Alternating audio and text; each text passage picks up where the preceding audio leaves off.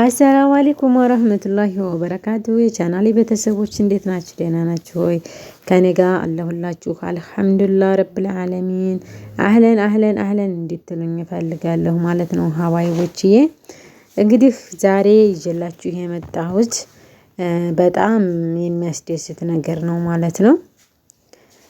እስከ መጨረሻው ድረስ ተከታተሉት ማለት ነው ሀባይቦችዬ። በባለፈው የቀረጽኩላችሁ በርበሬ ነው ማለት ነው። እንግዲህ ከነዋጋው ዝርዝር ነው የማቀርብላችሁ ማለት ነው።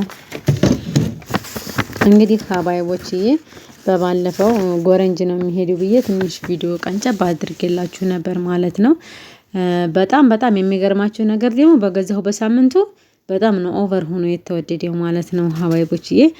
ያሁኑ ሰርፕራይዝ ደግሞ በጣም ለየት ያለ ነው፣ ይጠቅማችኋል ብዬ አስባለሁ። እስከ መጨረሻው ድረስ ተከታተሉት። የሚጠቅማችሁ ምን መሰላችሁ? እስከ ዛሬ ለቤተሰቦቻቸው፣ ለእህቶቻቸው፣ ለወንድሞቻቸው ነበረ ሰርፕራይሱ።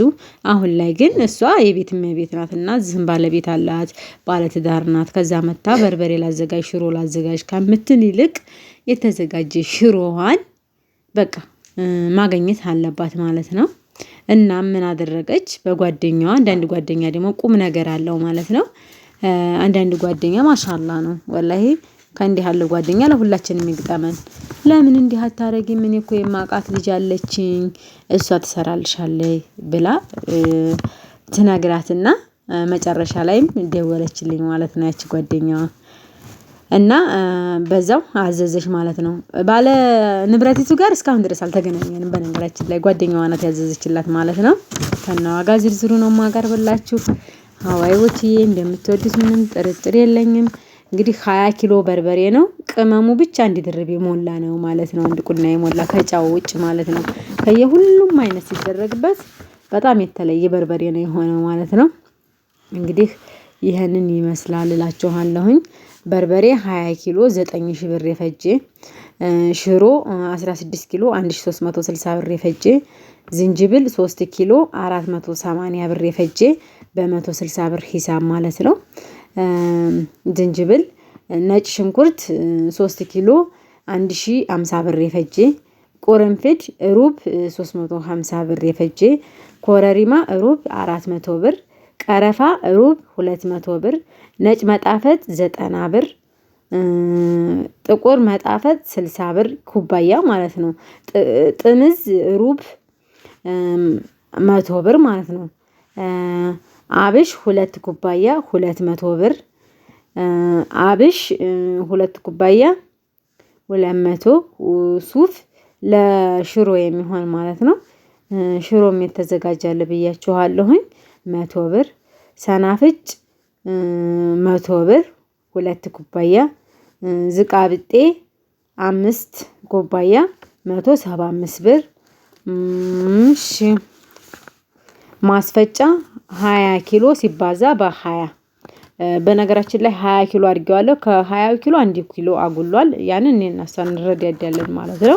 ማሻአላ 1 ኪሎ ግን አጎደለ አይባልም፣ ብዙ ያጎላል። የኔ ራሱ 20 ኪሎ ነው ያስፈጨው፣ 2 ኪሎ አጉሎኛል ማለት ነው። 20 ኪሎ 400 ብር፣ ማስፈጫ 20 ብር ሆኗል። እንግዲህ ተመልከቱ። እኔ ራሱ የወራት ልዩነት በ15 ብር ነበር ያስፈጨሁት፣ 5 ብር ጭማሪ ያለው ማለት ነው። እሺ ሽሮ ኪሎ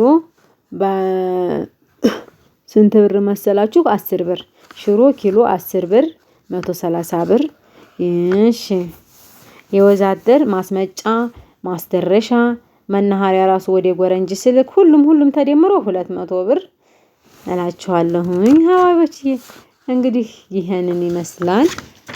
ኬሻ 50 ብር ከነ ቴስታሉ ማለት ነው። ምክንያቱም ላስቲክ አድርጌበታለሁኝ እላችኋለሁኝ። ይኸውት እንግዲህ ቅመሙን በጣም የተለየ ነው ማለት ነው። አጠቃላይ ድምር 14395 ብር ነው ማለት ነው የዚህ የፈጀው። ማሻአላህ በሉ እንግዲህ እናንተም ደግሞ ብታሰሉት ከትንሽ ቅመም ተጀምሮ በጣም ከባድ ነው ማለት ነው። እንግዲህ ለጥራታችን ለብቃታችን ማሳያችሁ ደግሞ ቤቴ ነው የሚቆላው ማለት ነው። ሰራተኛ አስቀነጥሳለሁ፣ ሰራተኛ አስደመድማለሁ። እናንተ ብቻ ጥራትና ብቃቱን ቤተሰቦቻችሁን መጠየቅ ትችላላችሁ ማለት ነው። እስቲ ከልጅቱ ጋር ሁኜ ደግሞ ኢንሻአላህ የምትለውን እንሰማለን ማለት ነው። በጋራ ኢንተርቪው ፈቃደኛ ከሆነች አረጋታለሁኝ ማለት ነው። ሲጀመር የኔ ህልምና ምኞት ከስደተኞች ወደ ሀገር ቤት ሲመጡ ኢንተርቪው ማድረግ፣ የተቸገሩ ካሉ ሀሳባቸውን መለዋወጥ፣ ብዙ ነገር ቢያስፈልጋቸው በሀሳብ አንድ ሆነን መረዳዳት ነው የምፈልገው ማለት ነው። እዚህ ጋር ደግሞ ሽምብራ ነው ማለት ነው። ሽምብራና ጓያ 6 ኪሎ ሽምብራ 10 ኪሎን ጓያ ነው ያረኩት ማለት ነው። ጓያውም ከቤቴ ነው፣ ሽምብራውም ከቤቴ ነው ማለት ነው። የሽምብራና የጓያ ሂሳብ ደግሞ ዝርዝር በ85 ብር ሂሳብ ነው ማለት ነው። ያባዛሁት 16ቱን ኪሎ እንዴት 1360 ሊመጣ ቻለ እንኳን ብትል ሂሳቡን በዚህ አባዝታ ማግኘት ትችላለች ማለት ነው። ይሄ ዓለም ላይ ሚዲያ ላይ የሚለቀቅ ነገሮች ስለሆኑ ሁሉ ነገር ቀላል ነው ብዬ አስባለሁኝ። በነገራችን ላይ ቆላ ያመረው ሰው ግን እንዲያትጓጉ በትንሿ እንደዛ ተደርጎ ሲቆላ አንድም ፍሬ እንትን ያለ አይኖረውም ማለት ነው። ያረረ ወይም ደግሞ ወልጣቀኝ አይሆንም። በስቶ ሲቆላ ግን በጣም አስቸጋሪ ነው ማለት ነው። ሀባይቦችዬ ይህንን ይመስላል የዛሬ ቪዲዮዬ። እንደምትወዱት ምንም ተስፋ ጥርጥር አይኖረውም ማለት ነው። ተስፋ አለኝ እንደምትወዱት። ላይክ ሸር እያደረጋችሁ ማዘዝ ለምትፈልጉ ሰፕራይዝ ለምትፈልጉ እላችኋለሁኝ። እዚህ ጋር ደግሞ ወፍጮ እየተፈጨ ነው። እንግዲህ ትዝታ ካለባችሁ እስቲ ወፍጮ ቤት ፊት አስፈጭታችሁ የምታውቁ ካላችሁ ነገር አለዋቸው ማለት ነው። እንግዲህ እላይና ታይ ነው የሽሮና የበርበሬ አሁን ላይ ደስ የሚለው ነገር ምንም አይደባለቅም ማለት ነው። ሳስፈጭ በነገራችን ላይ ወዛደር ይዞ ይሄዳል እንጂ ግዴታ እኔ እዛ ቋሚ መሆን አለብኝ። ከባድ ነው በርበሬ ማስፈጨት ማለት ነው።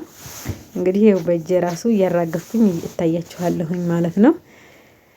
እና እንደዛ ነው እላችኋለሁኝ። አያችሁኝ? እላይ ደግሞ የሽሮ ቦታ ነው ማለት ነው። እዚህ ደግሞ ሚዛኑ ጋር እየመጣሁ ነው። እዚህ ዘወር ስል ደግሞ አያችሁት?